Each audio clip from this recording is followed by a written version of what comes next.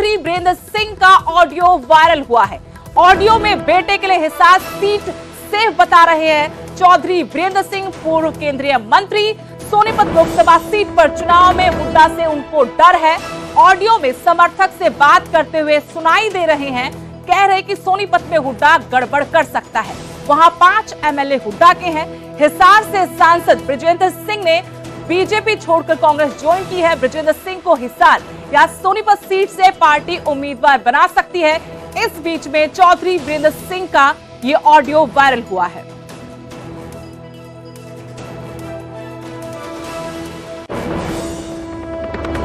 ज्यादा साथी जोड़ोगे उतने तगड़े रहोगे ना जी। पूरा जोर ला देंगे।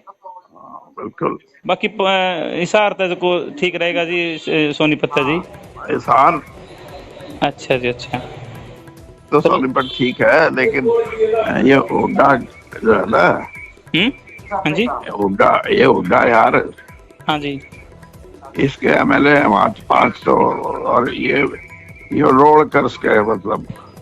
अच्छा जी। अच्छा हाँ, इसलिए हिसार में कुछ है नहीं। हिसार में अपना सौदा सारा।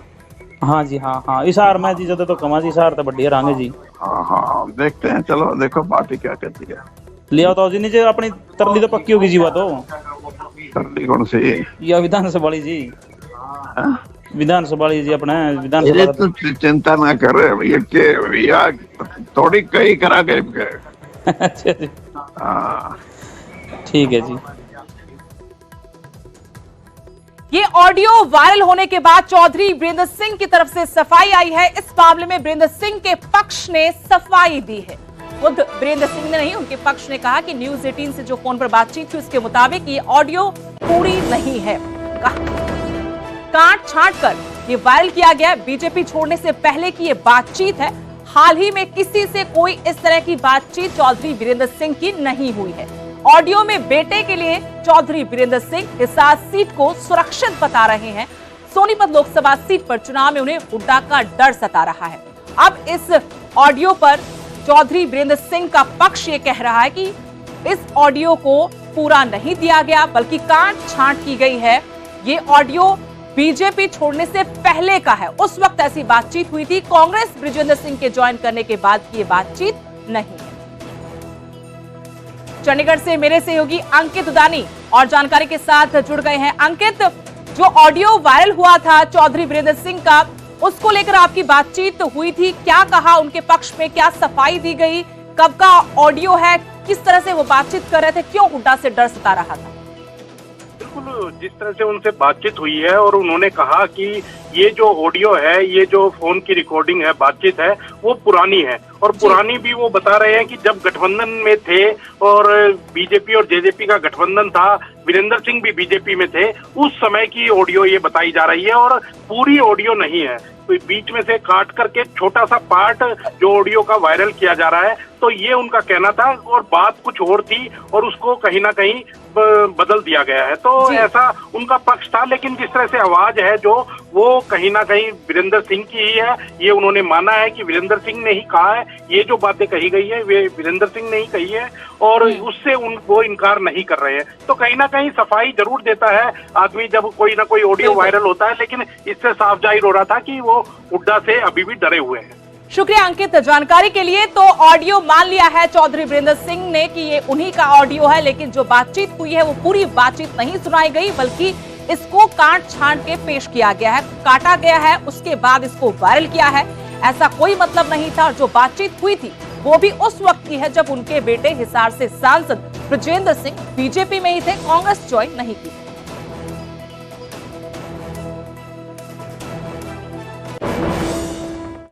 चुनावी माहौल है। राजनेता जनता के दरबार पहुंच रहे हैं, चुनाव प्रचार कर रहे हैं। और हिसार से बड़ी खबर, जहां पूर्व उप मुख्यमंत्री दुष्यंत चौटाला को विरोध का सामना करना पड़ा। इससे पहले बीजेपी के नेताओं का विरोध हुआ था। आज हिसार में पूर्व उप मुख्यमंत्री दुष्यंत चौटाला को भी विरोध का सामना करना पड़ा। नाड़ा गांव में किसानों ने दुष्यंत का विरोध किया। दुष्यंत के काफिले को गांव में जाने से रोका, काले झंडे दिखाए गए।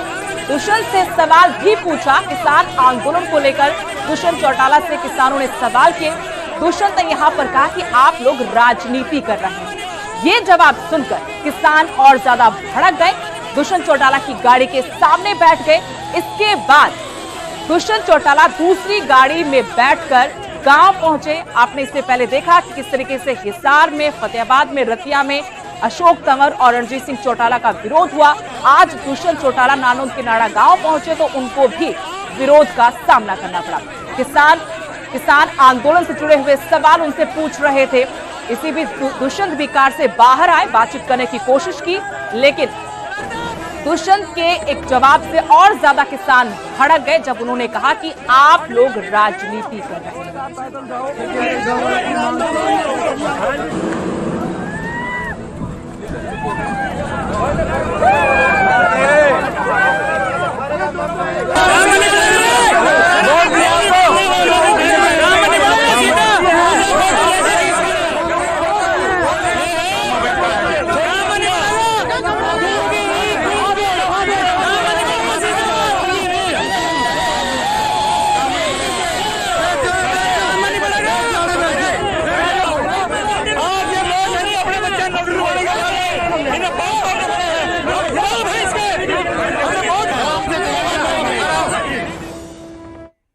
एक और बड़ी खबर आपको बता दें, आज हरियाणा कांग्रेस के उम्मीदवारों के नामों का ऐलान हो सकता है। दिल्ली में कांग्रेस सीसी की बैठक हो रही है। इस बैठक में सोनिया गांधी, मल्लिकार्जुन खड़गे पहुंच चुके हैं। भूपेंद्र सिंह हुड्डा, उदय भान और कुमारी सैलजा भी इस बैठक में मौजूद हैं। हरियाणा के नामों पर अंतिम मुहर इस बैठक में लग सकती है और इसके बाद हरियाणा के उम्मीदवारों के नामों का ऐलान कांग्रेस की तरफ से कर दिया जाएगा। हरियाणा स्क्रीनिंग कमेटी अपने नाम सौंप चुकी है। मंथन के बाद आज उम्मीदवारों के नामों का ऐलान होगा। विपक्ष लगातार कांग्रेस पर यह आरोप लगा रहा है कि कांग्रेस के दिग्गज चुनाव मैदान छोड़कर भाग गए हैं। अपनी हार को सामने देखकर वो ये मैदान छोड़कर भाग चुके हैं। संभावित नाम आपको दिखा रहे हैं, ये वो चेहरे हैं जिनको संभावित माना जा रहा है। इन्हीं 18 नामों में से नाम फाइनल होंगे। सीसी की बैठक चल रही। श्रुति चौधरी और रावदान सिंह भिवानी महेंद्रगढ़ सीट से संभावित नाम है। तो वहीं अगर बात करें फरीदाबाद की, महेंद्र प्रताप, कर्ण दलाल संभावित चेहरों में सबसे आगे माने जा रहे हैं। मुहर लगना बाकी है, लेकिन संभावित चेहरे गुरुग्राम से कैप्टन अजय यादव और राज बब्बर का नाम भी जरूर इस रेस में माना जा रहा है। दिल्ली से मेरे सहयोगी रवि मिश्रा इस वक्त फोन लाइन से जुड़ गए हैं। रवि, सीसी की बैठक हो रही है, तो क्या मानकर चले कि आज हरियाणा के उम्मीदवारों के नामों का ऐलान इस बैठक के बाद हो जाएगा?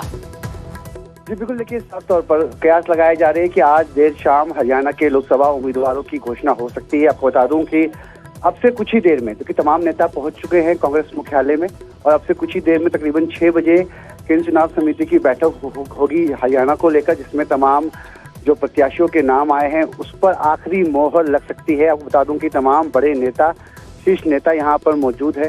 सोनिया गांधी यहाँ पर मौजूद है। इसके अलावा बात करें तो हरियाणा कांग्रेस के जो प्रभारी हैं दीपक बावरिया, वो मौजूद हैं। प्रदेश अध्यक्ष देवहान सिंह मौजूद हैं। कुमारी शैलजा की बात करें, भूपेंद्र हुड्डा की बात करें, तमाम लोग मौजूद है और तमाम नामों पर यहाँ पर चिंतन मंथन और आखिरी मोहर जो लगेगी वो आज की इस बैठक में लगेगी, जिसके बाद अब कह सकते हैं कि हरियाणा के तमाम 9 लोकसभा के जो उम्मीदवार हैं उनकी जो घोषणा आज देर शाम तक हो सकती है। शुक्रिया रवि, और इस बड़ी खबर पर अपनी नजर बनाए रखेगा। अपडेट के लिए आपके पास आएंगे, लेकिन फिलहाल जानकारी की सीसी की बैठक हो रही है।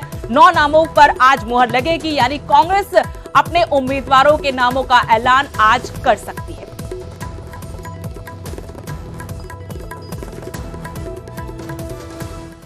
वहीं आज लोकसभा चुनाव के लिए कांग्रेस ने अपना घोषणा पत्र भी जारी कर दिया। इस पत्र को नाम दिया है न्याय पत्र।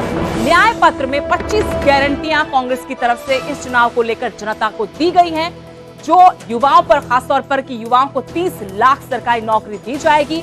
किसानों को एमएसपी का भरोसा दिया है कि कानूनी गारंटी का वादा हम आपको करते हैं। किसानों से कर्ज माफी को लेकर भी वादा किया है कांग्रेस ने। कृषि को जीएसटी मुक्त बनाने की भी गारंटी कांग्रेस ने अपने न्याय पत्र में दी है। गरीब महिलाओं को सालाना 1 लाख रुपए की आर्थिक मदद की गारंटी भी शामिल है कांग्रेस के न्याय पत्र में। सरकारी नौकरियों में महिलाओं को 50% आरक्षण, तो वहीं जाति जनगणना का वादा किया है, जिसको एक बड़ा मुद्दा मानकर कांग्रेस इस चुनाव में उतरी है। 400 रुपए प्रति दिन के हिसाब से मनरेगा की गारंटी कि आपकी जो मजदूरी होगी मनरेगा में वो 400 रुपए प्रति दिन के हिसाब से दी जाएगी। ये बड़ी गारंटियां आज कांग्रेस ने अपने घोषणा पत्र के जरिए जनता को दी हैं। लोकसभा चुनाव 2024 के चुनावी रण को लेकर ये वादे जनता से किए हैं कि अगर सत्ता में लौटते हैं तो हम आपको ये 25 गारंटियां पूरी करेंगे।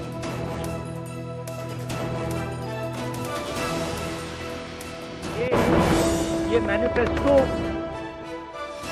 कांग्रेस पार्टी ने नहीं बनाया, ये मैनिफेस्टो हिंदुस्तान की जनता ने बनाया है। हमने सिर्फ इसको लिखा है, ठीक है, और हमने सिर्फ इसको लिखा है।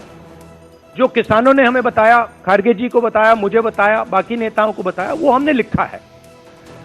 चाहे वो रोजगार की बात हो, चाहे वो कॉन्ट्रैक्ट लेबर की बात हो, हजारों लोगों से बात करके हमने ये हिंदुस्तान की आवाज है, ये लिखी है।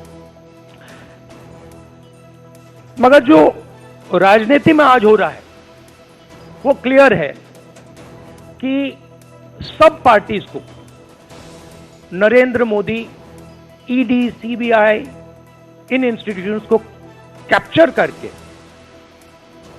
फाइनेंशियली मोनोपोली बना रहे हैं।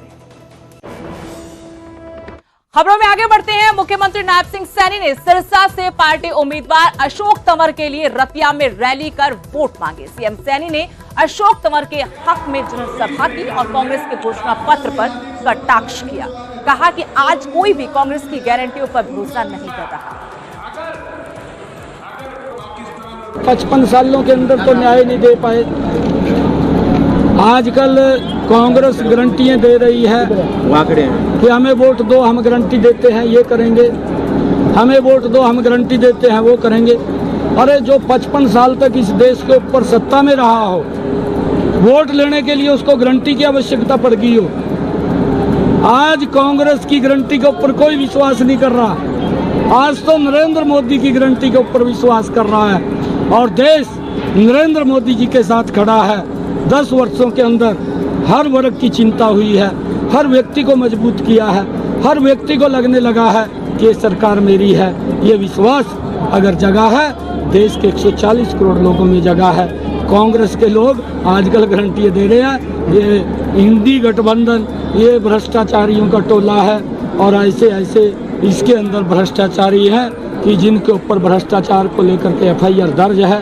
कुछ जेल में गए हैं, कुछ जेल से बाहर आए हैं और कुछ जाने वाले हैं। आप अगर देखेंगे एक भी चेहरा साफ नहीं है, हर चेहरा कहीं ना कहीं भ्रष्टाचार में वो धस।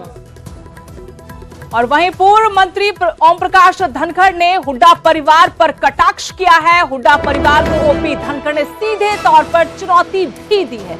कहा कि भूपेंद्र हुड्डा जिम्मेदारी ले, मैं दिल्ली की जिम्मेदारी संभाल रहा हूं। ये बयान उनका इसलिए क्योंकि भूपेंद्र सिंह हुड्डा ने कहा था कि वो चुनाव लड़ेंगे नहीं, लड़वाएंगे। चुनाव लड़वाने की जिम्मेदारी उन पर है। इसी को लेकर ओम प्रकाश धनखड़ ने कहा कि वो जिम्मेदारी ले।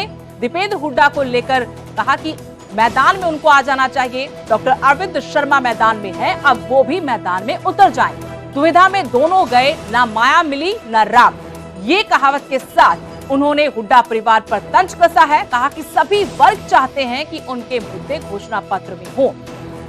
बीजेपी के घोषणा पत्र के लिए जो समिति बनाई गई है उसके सदस्य हैं, एकमात्र सदस्य हरियाणा से ओम प्रकाश धनखड़। उनकी तरफ से कहा कि सभी वर्ग चाहते हैं कि उनके मुद्दे घोषणा पत्र में शामिल हो। कुछ पार्टियों के लिए घोषणा पत्र सिलेबस की किताब बनकर रह गया। मैनिफेस्टो से झूठ बोलकर जनादेश को लूटने का काम किया जाता है। शर्मा चुनाव लड़ने आ जाए ना, पिछली बार उन्होंने उनको हराया था। कहा वो वहीं के तो हैं, उनका गांव जो है MP माजरा बादली के पास में है, तो आ जाओ। तो पिछली बार उन्होंने तो चित किया था उनको। ऐसी क्या कहाँ बोल रहे हैं वो? उनको मालूम नहीं है कि कैंडिडेट आ गया है, इसी इलाके का है। पिछली बार उसने ही उनको चित किया था। वो तो मैदान जंग में अपनी टिकट करा के लाए। वो कह रहे हैं कि गठबंधन इसलिए टूट गया जो कि इनके पास। गठबंधन की बात कहाँ रह गई? इसमें 10 के 10 कैंडिडेट हमने दे दिए ना। गठबंधन का विषय कहाँ है? आए मैदान में। भूपेंद्र हुड्डा कह रहे हैं कि मैं चुनाव लड़ने वालों में से नहीं, लड़वाने वालों में से हूं। जो कह रहा है कि मैं डर गया हूं, उनको मैं जवाब दे दूं कि मैं चुनाव नहीं लड़ना, मैं चुनाव लड़वाऊंगा। तो आ जाए, कहीं दिल्ली की जिम्मेवारी ले मेरी तरह, कांग्रेस की किसी और राज्य की जिम्मेवारी ले, लड़वाने वाले में से है तो जिम्मेवारी ले और काम करे, कोई दिक्कत नहीं है। ये भी एक काम है, इस काम की भी मैं प्रशंसा करता हूँ। मुझे भी ये काम मिला हुआ है, आए इस काम में भी आए मैदान में, कोई दिक्कत नहीं। एक आखिरी सवाल कि आपके कैंडिडेट प्रचार प्रसार के लिए उतर गए हैं, मगर अब तक उन्हें ये पता नहीं है कि वो किसके खिलाफ प्रचार कर रहे हैं, क्योंकि सामने कौन ओपोनेंट है, कौन उम्मीदवार है, अब तक लिस्ट जारी नहीं हुई है कांग्रेस की। हाँ, तो दीदार की प्रतीक्षा में है सब, तो आ तो जाए तो वो आएंगे तो निश्चित रूप से जो है बात कहानी कहीं ना कहीं से शुरू होगी। तो इसलिए कांग्रेस दुविधा में है, अभी तय नहीं कर पा रही है। और हमारे यहाँ हरियाणा में एक कहावत है, दुविधा में दोनों गए माया मिली न राम। अब इनकी क्या गत बनेगी ये जाने, लेकिन दुविधा से बाहर निकल कर जल्दी आएंगे तो चुनाव उससे शुरू होता है और थोड़ा एक्साइटमेंट भी आएगा, आप लोग को भी समझ में आएगा किसके खिलाफ। इससे निश्चित रूप से कौन है, क्या कहना है, वो कह रहा है वो नहीं, वो कह रहा है वो नहीं, वो कह रहा है बापू कह रहा है मैं नहीं, बेटा क्या कह रहा है, हाँ कर पीछे तो कह रहा था मैं नहीं। अब मालूम नहीं कौन क्या कह रहा है, कौन आ रहा है, जिसको आना है आए भाई।